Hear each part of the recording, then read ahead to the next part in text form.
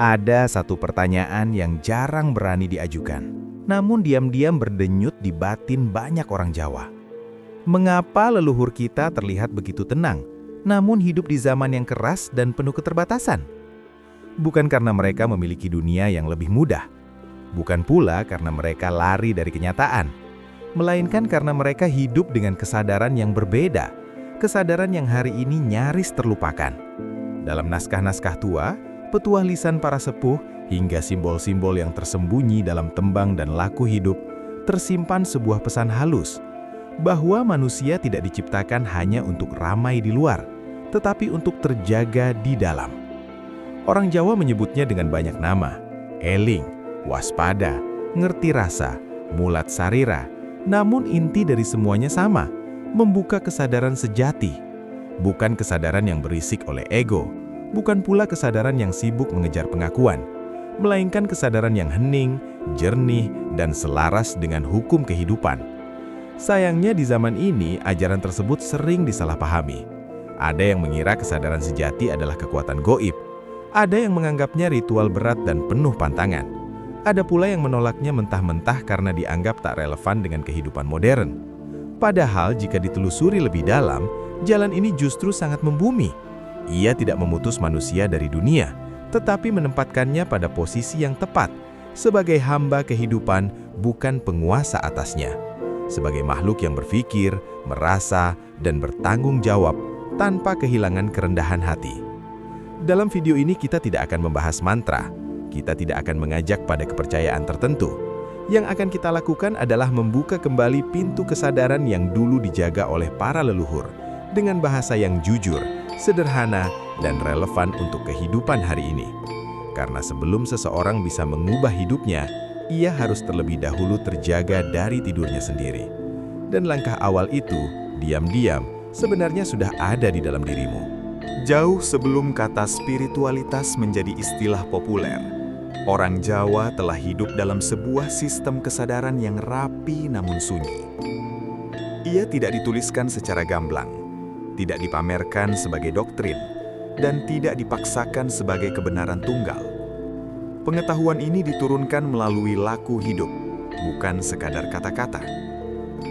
Dalam naskah-naskah kuno, seperti Serat Wedatama, Serat Wulangreh, hingga petuah para wali dan pujangga keraton, kita menemukan pola yang sama. Manusia dipandang sebagai makhluk yang harus mengenal tempatnya. Bukan sekadar tahu siapa dirinya, tetapi sadar di mana ia berdiri, di hadapan kehidupan, alam, dan yang maha mengatur segalanya. Kesadaran sejati dalam pandangan Jawa bukanlah pencapaian instan. Ia adalah hasil dari proses panjang yang disebut tata, titi, lan ngati-ati. Hidup dengan keteraturan, ketelitian, dan kewaspadaan batin. Inilah sebabnya mengapa ajaran ini sering terasa tertutup. Bukan karena dirahasiakan secara sengaja, melainkan karena tidak bisa diberikan kepada mereka yang belum siap memikulnya. Para leluhur memahami satu hal penting. Pengetahuan yang terlalu cepat diberikan justru bisa menyesatkan. Maka, kesadaran tidak diajarkan melalui ceramah panjang, tetapi melalui simbol, perumpamaan, dan ujian hidup. Gunung bukan sekadar gunung. Air bukan hanya air. Diam bukan berarti kosong. Semua adalah bahasa, dan hanya mereka yang eling lan waspada yang mampu membacanya. Dalam perjalanan sejarah, terutama ketika zaman berubah dan kekuasaan berganti, laku kesadaran ini perlahan bergeser. Sebagian disederhanakan, sebagian lagi disalahartikan. Ada yang terjebak pada simbol luarnya saja, busana, ritual, atau istilah, tanpa menyentuh inti terdalamnya. Akibatnya, kesadaran sejati dianggap sesuatu yang mistis, berat, bahkan menakutkan. Padahal, bagi orang Jawa dahulu, kesadaran adalah alat untuk hidup lurus, bukan untuk merasa istimewa. Ia membantu seseorang menahan diri saat marah, rendah hati saat dipuji, dan tegak saat diuji. Kesadaran adalah rem bagi nafsu, sekaligus cahaya bagi akal. Menariknya, ajaran ini juga menjelaskan mengapa banyak tokoh besar Jawa memilih jalan sunyi. Mereka tidak mengejar sorotan, karena yang mereka cari bukan pengakuan manusia, melainkan kejernihan batin. Sebuah keadaan di mana seseorang tahu kapan harus berbicara, kapan harus diam, dan kapan harus menyerahkan urusan kepada kehendak yang lebih tinggi. Kesadaran seperti ini tidak pernah benar-benar hilang. Ia hanya tertutup oleh hiruk-pikuk zaman. Dan justru di era yang serba cepat, bising dan penuh distraksi inilah, ajaran lama itu kembali terasa relevan. Karena tanpa kesadaran, manusia modern mungkin tampak maju, namun batinnya tertinggal jauh di belakang. Di bagian selanjutnya, kita akan mulai membedah langkah pertama membuka kesadaran sejati menurut laku orang Jawa, bukan sebagai konsep tinggi, tetapi sebagai pengalaman yang sangat manusiawi. Banyak orang mengira kesadaran sejati adalah sesuatu yang harus dikejar, dicari ke tempat sunyi, dikejar dengan laku berat, atau ditunggu melalui pengalaman luar biasa. Namun dalam pandangan orang Jawa, kesadaran justru tidak pernah pergi. Yang terjadi hanyalah manusia terlalu sibuk hingga lupa untuk eling. Eling bukan sekadar ingat. Ia adalah keadaan batin di mana seseorang hadir sepenuhnya dalam hidupnya. Sadar atas apa yang ia pikirkan, ia rasakan, dan ia lakukan, tanpa harus melarikan diri dari kenyataan. Bayangkan seseorang berjalan di malam hari dengan lentera di tangannya. Cahaya itu tidak membuat jalan menjadi baru. Ia hanya membuat jalan yang sudah ada menjadi terlihat. Begitulah kesadaran. Ia bukan menciptakan hidup yang lain, tetapi menyingkap hidup yang selama ini tertutup kabut. Langkah awal membuka kesadaran sejati adalah mulat sarira, menengok ke dalam diri sendiri dengan jujur. Bukan untuk menghakimi, apalagi memuja diri, melainkan untuk mengenali. Di mana aku berdiri sekarang? Apa yang menggerakkan tindakanku? Dan kepada apa sebenarnya hatiku terikat? Orang Jawa memahami bahwa sumber kekacauan hidup bukanlah dunia luar, melainkan batin yang tidak teratur. Ketika pikiran liar, perasaan tak terkendali dan keinginan saling berebut, manusia kehilangan pusatnya. Maka laku awal bukan mengubah dunia, tetapi menata batin. Disinilah konsep rasa menjadi kunci. Rasa bukan emosi sesaat, ia adalah kepekaan batin yang halus, kemampuan merasakan kebenaran sebelum ia diucapkan, dan kesalahan sebelum ia membesar. Namun rasa hanya bisa tumbuh dalam keheningan. Bukan hening tanpa suara, tetapi hening tanpa gejolak. Seseorang bisa berada di tengah keramaian, namun batinnya tetap jernih. Sebaliknya, bisa pula menyepi, tetapi pikirannya penuh kebisingan. Para leluhur menasihati, aja kagetan, aja gumunan. Jangan mudah terkejut, jangan mudah terpukau. Nasihat ini bukan untuk mematikan rasa kagum, melainkan untuk melatih kestabilan kesadaran. Karena manusia yang mudah terpukau juga mudah terjerumus. Kesadaran sejati tidak membuat seseorang merasa lebih tinggi. Justru sebaliknya, ia membuat seseorang tahu batas. Tahu kapan harus menahan diri, tahu kapan harus melangkah, dan tahu kapan harus berhenti. Inilah yang disebut ngerti empan papan, mengerti tempat dan keadaan. Menariknya, dalam laku Jawa, kesadaran tidak diukur dari seberapa banyak yang diketahui, tetapi dari seberapa dalam seseorang mampu mengendalikan dirinya sendiri. Orang yang mampu menahan lisan lebih dipandang daripada yang pandai berbicara. Orang yang mampu mengelola amarah lebih dihormati daripada yang menunjukkan keberanian kosong. Langkah awal ini sering terasa sepele, bahkan membosankan. Tidak ada efek dramatis, tidak ada pengalaman luar biasa. Namun justru disinilah ujian pertama muncul. Karena kesadaran sejati tidak memanjakan ego. Ia mengikisnya perlahan, sampai yang tersisa hanyalah kejernihan. Dan ketika seseorang mulai eling, benar-benar eling, ia akan menyadari satu hal penting, bahwa selama ini yang paling jauh darinya adalah dirinya sendiri. Di bagian berikutnya kita akan melangkah lebih dalam, menyingkap lapisan-lapisan kesadaran yang sering disalahpahami, serta paradoks yang hanya bisa dipahami oleh mereka yang berani masuk lebih dalam ke dalam keheningan. Ketika seseorang mulai eling, ia sering berharap hidupnya menjadi lebih ringan, lebih tenang, lebih mudah. Namun laku Jawa justru mengajarkan sesuatu yang tampak berlawanan. Kesadaran tidak selalu membuat hidup terasa nyaman, tetapi membuatnya menjadi jujur. Inilah paradoks pertama yang jarang dibicarakan.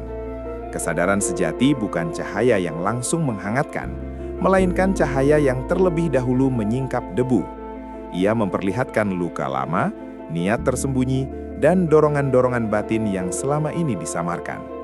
Karena itu, banyak orang berhenti di tengah jalan, bukan karena tidak mampu, tetapi karena tidak siap melihat dirinya apa adanya. Dalam tradisi Jawa, tahap ini sering disalahpahami sebagai ujian gaib atau gangguan luar. Padahal yang terjadi adalah proses batin yang sangat manusiawi. Ego mulai kehilangan kendali, dan ego yang terancam selalu mencari alasan untuk melawan dengan rasa takut, kebingungan, bahkan kesombongan baru yang lebih halus. Disinilah muncul salah satu mitos besar, bahwa orang yang sadar akan terlihat berbeda, bicara aneh, atau menjauh dari kehidupan sosial. Padahal para leluhur justru menekankan ngelakoni urip sakmadio, menjalani hidup secara wajar, tidak berlebihan dalam kesenangan, tidak pula ekstrim dalam penyangkalan. Kesadaran sejati tidak menarik seseorang keluar dari dunia, tetapi menempatkannya tepat di tengah kehidupan dengan sikap batin yang seimbang. Ia tetap bekerja, berkeluarga, dan bergaul. Namun ada jarak halus antara dirinya dan dunia, bukan jarak fisik, melainkan jarak batin. Ia tidak lagi diperbudak oleh apa yang datang dan pergi. Ada pula paradoks kedua yang lebih dalam. Semakin seseorang mengenal dirinya, semakin ia sadar bahwa dirinya bukan pusat segalanya. Dalam laku Jawa, puncak kesadaran bukanlah penguatan identitas, melainkan pelunakan. Keakuan tidak dihancurkan secara kasar, tetapi dilembutkan hingga tidak lagi mendominasi.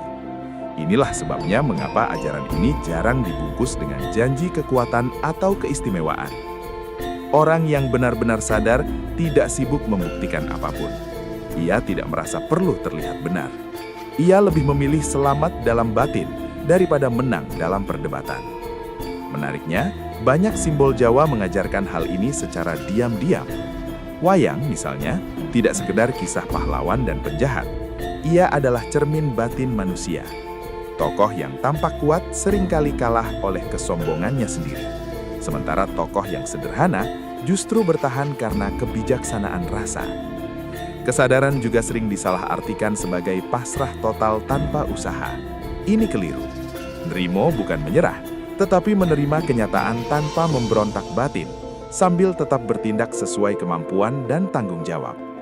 Ada keseimbangan antara ikhtiar dan ketundukan batin yang halus namun kokoh.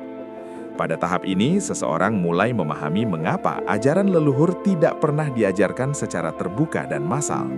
Bukan karena eksklusif, tetapi karena tidak semua orang membutuhkan kedalaman yang sama di waktu yang sama.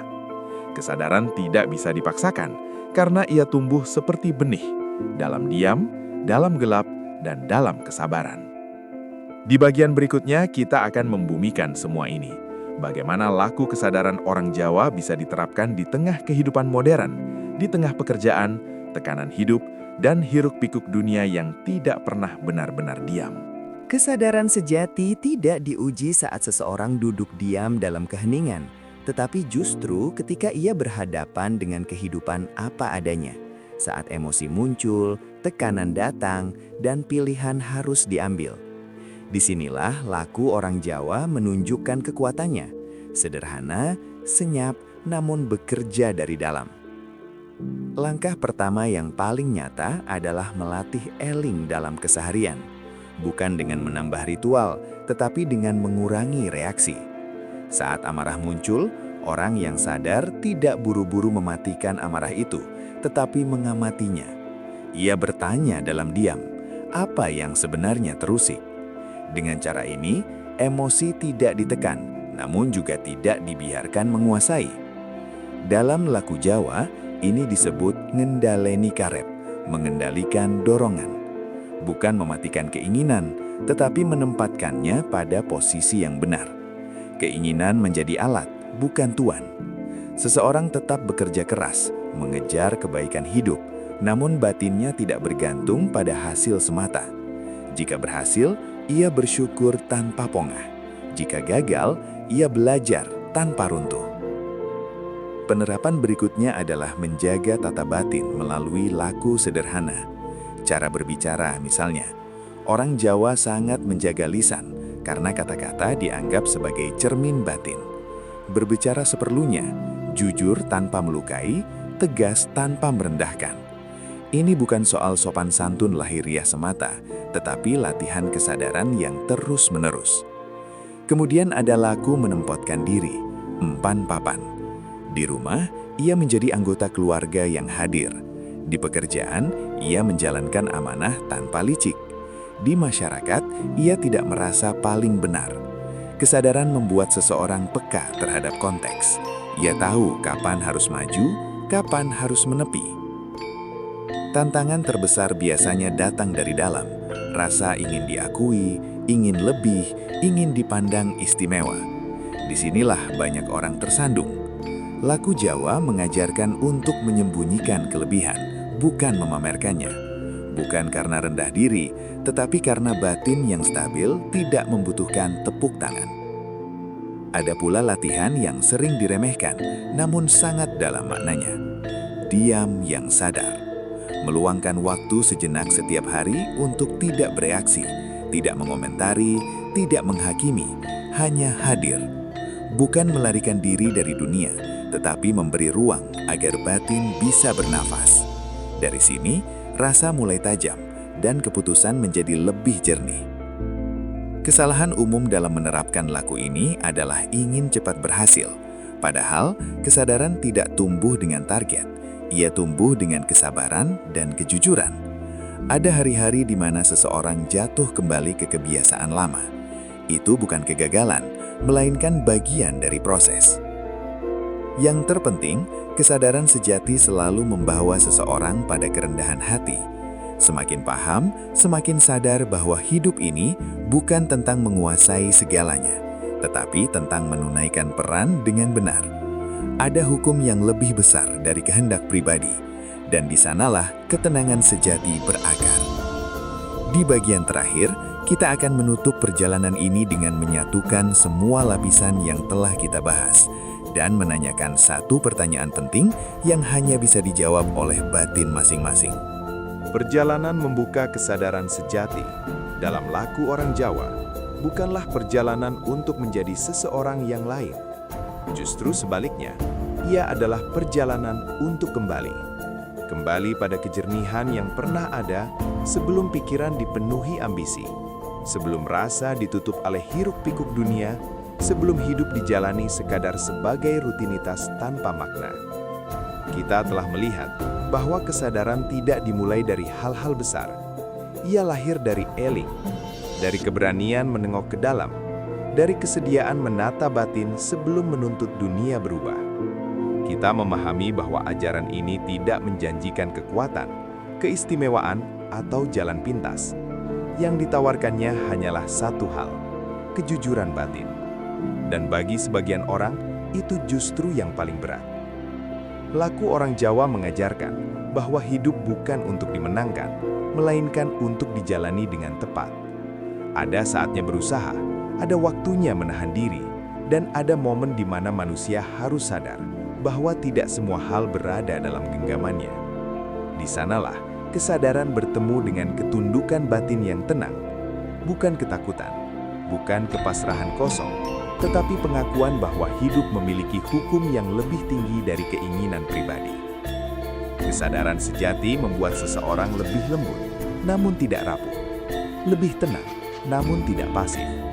Ia tetap melangkah di dunia yang sama, menghadapi masalah yang sama, tetapi dengan sudut pandang yang berbeda. Dunia tidak berubah, tetapi cara ia memandang dunia yang berubah. Dan mungkin inilah rahasia terbesar yang diwariskan para leluhur, bahwa ketenangan bukan hasil dari menguasai hidup, melainkan dari mengetahui posisi diri di hadapan kehidupan. Kini pertanyaannya bukan lagi apakah ajaran ini benar atau tidak. Pertanyaannya jauh lebih sunyi dan personal. Sudah sejauh mana engkau benar-benar hadir dalam hidupmu sendiri? Jika pembahasan ini menggugah sesuatu di dalam batinmu, Jangan terburu-buru mencari jawaban. Biarkan ia bekerja pelan. Dan bila engkau merasa perjalanan ini perlu dilanjutkan, tinggalkan jejakmu. Dengan menyimak, merenung, dan terus menggali makna di balik laku yang tampak sederhana. Karena jalan kesadaran sejati selalu terbuka bagi mereka yang berani eling.